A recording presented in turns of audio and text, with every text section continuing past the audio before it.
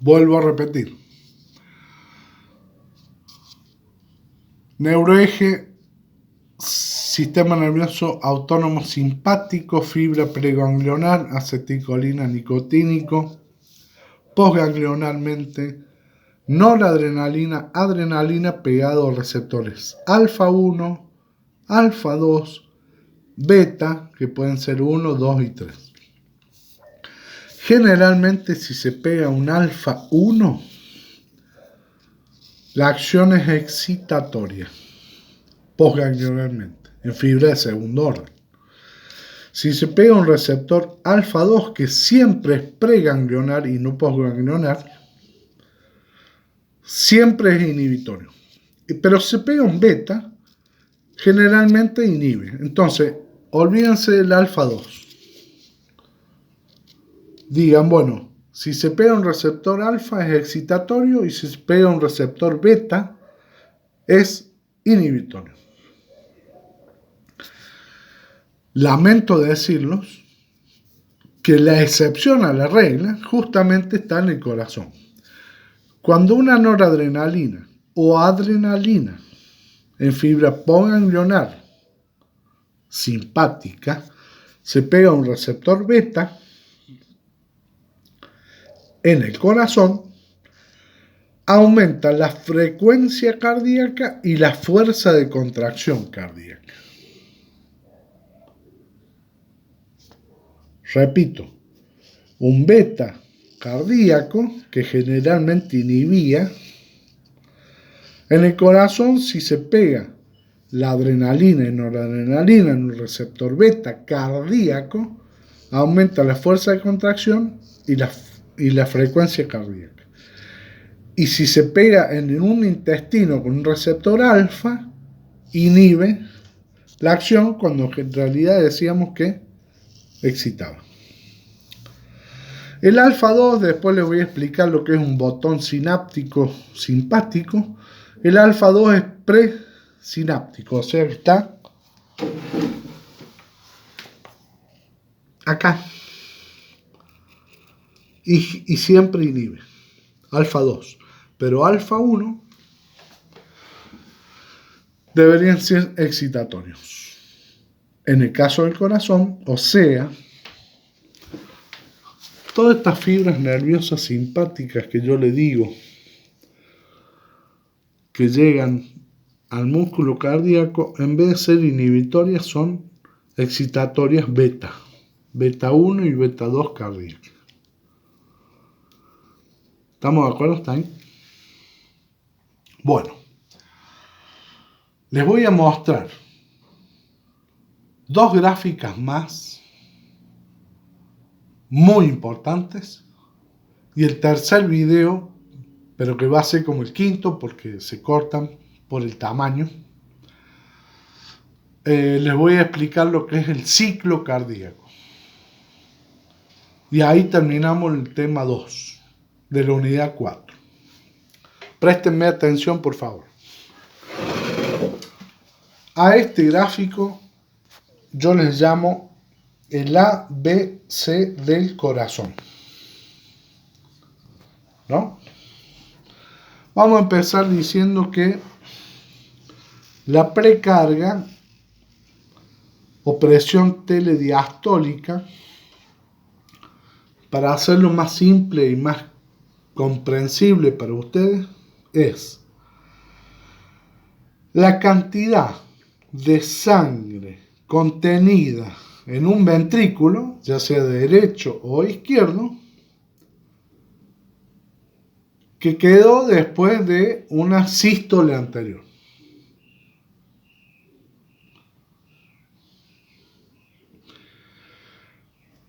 Y tiene línea de punto, porque nadie sabe si va a volver o no, retorno venoso, más o menos sangre. Digamos que la sangre contenida en el ventrículo,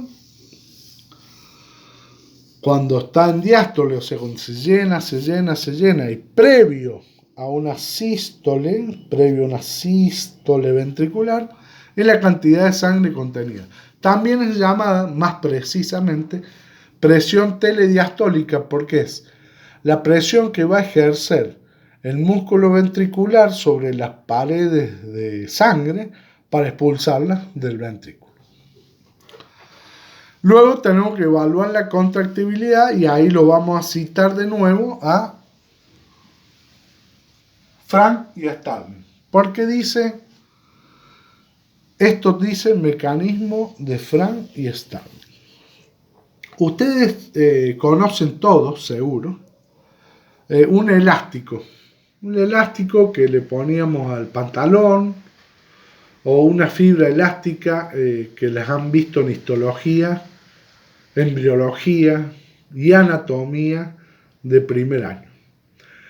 Las fibras elásticas tienen la capacidad de distenderse 3 veces el tamaño original. O sea, si yo tiro un elástico, lo puedo distender 3 veces. Pero como tienen memoria, las fibras elásticas, cuando yo suelto el elástico, tiende a volver, de hecho vuelve, a su tamaño original.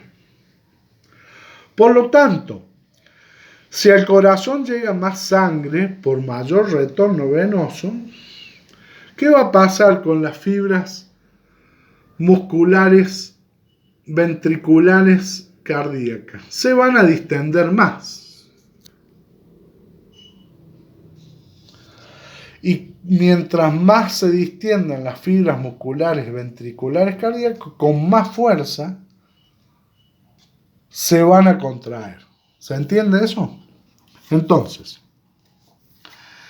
la sangre que ingresó por retorno venoso, más la capacidad contráctil que tienen las fibras elásticas del ventrículo, más la cantidad de sangre que había quedado en el ventrículo, porque no toda la sangre del ventrículo sale en una sístole ventricular, hacen que se contraiga más o menos la fibra miocárdica. O si se estiró más, se va a cortar más. Si se estiró menos, se va a cortar menos. ¿Sí? Esto, que es el resultado de esto y esto, multiplicado por el tamaño del ventrículo, y acá voy a hacer hincapié en que el ventrículo de un caballo de carro de la calle no es lo mismo que el tamaño del ventrículo izquierdo de un caballo de carrera. Porque como el tamaño del ventrículo izquierdo del caballo de carrera está entrenado para correr, va a ser mucho más grande que el ventrículo de un caballo de carro.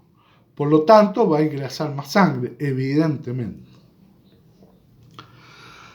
Pero quiero hacer hincapié en este signo, por multiplicación. Si yo multiplico, si se estiró más o menos la fibra miocárdica por el tamaño del ventrículo, doy un volumen sistólico, o sea, cantidad de sangre expulsada por un ventrículo en una sístole, volumen sistólico. Vuelvo a repetir, cantidad de sangre expulsada por un ventrículo en una sístole. Si yo multiplico la cantidad de sangre expulsada por un ventrículo en una sístole por la frecuencia cardíaca, o sea, cuántas veces por minuto se contrae un corazón, y acá voy a hacer hincapié a otra cosa que les va a quedar muy claro, porque es muy fácil de entender. La frecuencia cardíaca de tal o cual animal es inversamente proporcional a la masa de su cuerpo.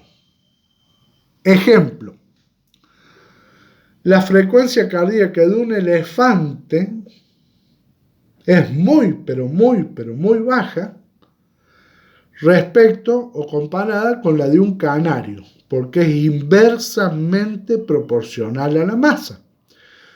Porque todo depende del metabolismo. Un canario o un gorrión no puede dejar de metabolizar los alimentos. Come, metaboliza. y tiene que eliminar calor, calor, calor. Un elefante hace lo mismo, pero mucho más lento, porque su metabolismo es más lento. Entonces la masa de un animal hace a la frecuencia cardíaca. Entonces, la frecuencia cardíaca de un gorrión es de 200, 250. Y de un elefante puede llegar a ser 12 o 15 por minuto. ¿Está bien? Eso los va a ayudar después, porque ahí en el cronograma dice frecuencias cardíacas normales en las distintas especies animales. Bueno, ustedes ya se pueden imaginar que la frecuencia cardíaca de un caballo pura sangre de carrera es menor que la frecuencia cardíaca de un caballo de carro, y que la frecuencia cardíaca de una cabra es menor a la frecuencia cardíaca, es mayor, perdón. La frecuencia cardíaca de una cabra es mayor a la de una vaca, ¿sí? Porque es inversamente proporcional a la masa. Si yo multiplico la frecuencia por el volumen sistólico, o sea, la cantidad de sangre que eliminó un ventrículo en un sístole, en un minuto doy un gasto cardíaco, o sea, la cantidad de sangre expulsada por un corazón en un minuto. Gasto cardíaco. Este concepto es muy importante. Que si yo lo multiplico por la resistencia periférica total, o sea, que es la fuerza que se resiste al pasaje de la sangre,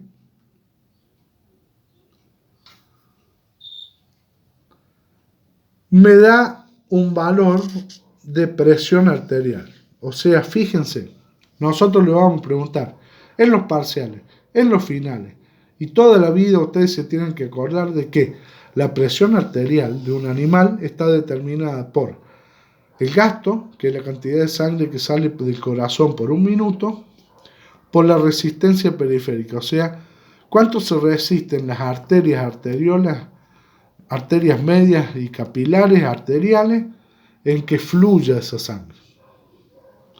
Eso da presión. ¿Por qué digo que es tan importante que se multiplique y que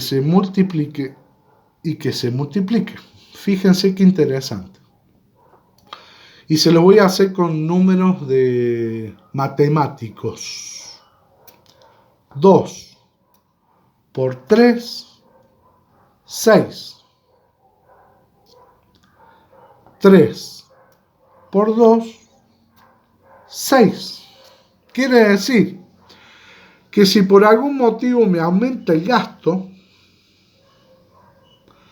pero yo disminuyo la resistencia, o sea, la presión, se va a mantener en forma estable.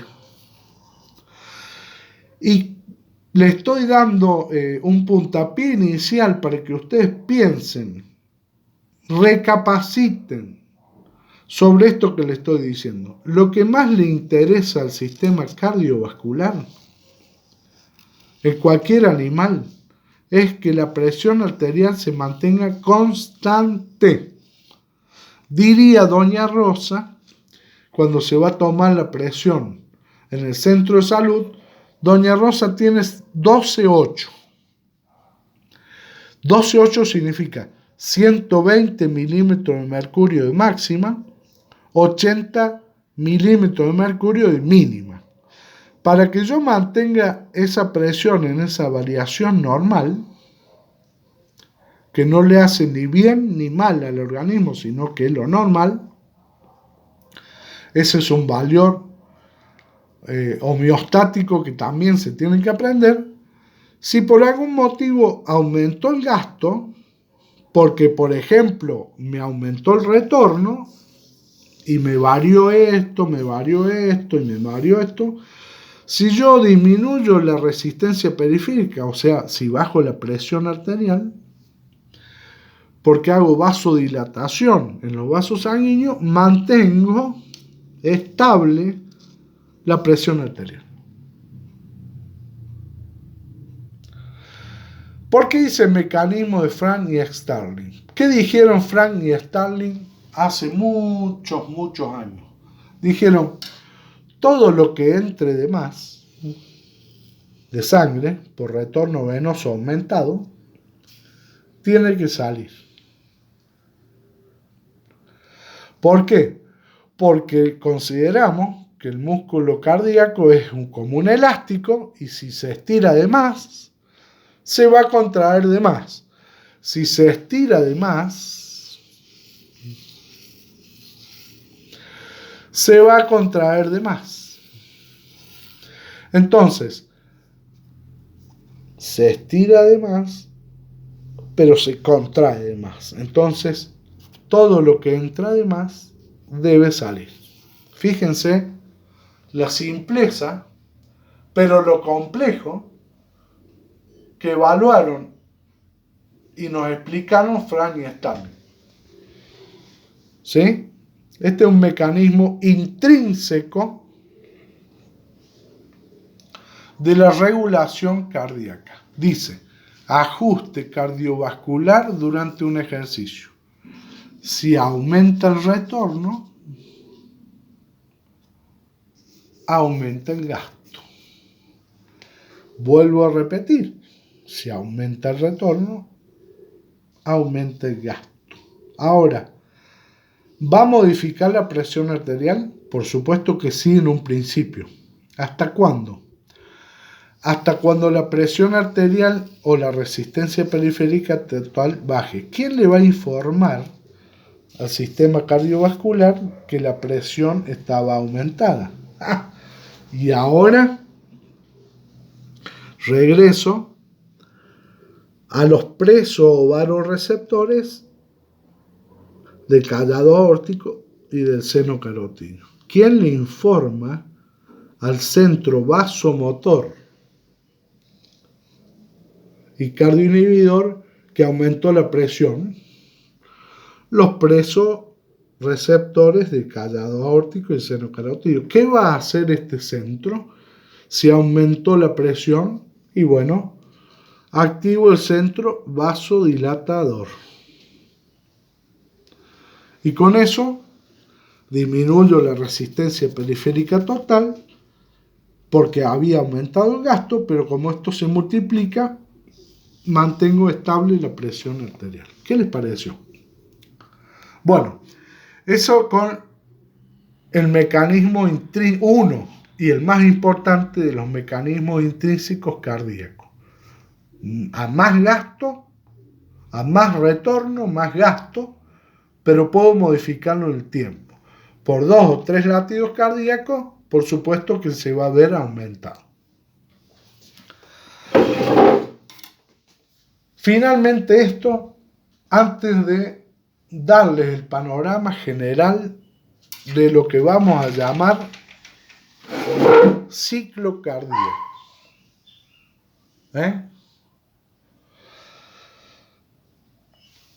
Fíjense, ¿se acuerdan de la aurícula? Que yo les dije que había receptores de distensibilidad. Y hay un fisiólogo argentino, correntino él, que trabaja en Canadá. Creo que exterminó a 2.600 ranas para darse cuenta que acá adentro hay una hormona descubierta por un argentino que se llama factor natriurético atrial. Si por algún motivo aumenta el volumen auricular derecho, que es lo mismo que decir que aumentó el retorno venoso, porque acá desembocan las cavas, aumenta el retorno venoso, aumenta el volumen auricular derecho, hay receptores de baja presión de distensibilidad. Por lo tanto, por algún motivo aumenta la presión de la aurícula derecha. Aumenta la presión de la aurícula derecha porque retorna más sangre de lo normal. Eso hace que se libere estas 4 situaciones. En un principio aumenta la frecuencia cardíaca en un 15%. A través de este factor natriurético atrial es un factor o una hormonita que hace que se libere más sodio en el riñón. Si se libera más sodio en el riñón, que es un soluto osmóticamente activo, atrás del sodio va el agua. Por lo tanto, si atrás del sodio va el agua, va a bajar el volumen sanguíneo. Por lo tanto, si bajo el volumen sanguíneo, disminuyo el retorno venoso. Aumenta la contracción de la prensa abdominal y libera ADH o produce la liberación de hormona antidiurética.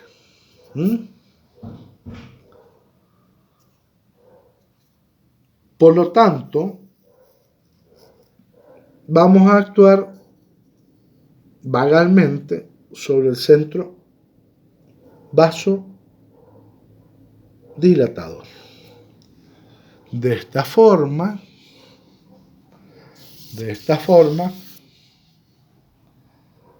mantengo esto estable. El próximo vídeo les voy a presentar el ciclo cardíaco, bastante complejo para entender, pero antes de explicarle todo esto, le voy a explicar todo esto, que es el electrocardiograma normal. ¿Por qué? Porque grábense las palabras del doctor Renzo. A un fenómeno eléctrico, que es lo primero que se produce en todo el ciclo cardíaco, le siguen fenómenos mecánicos, sonoros y voluminétricos. Saludos.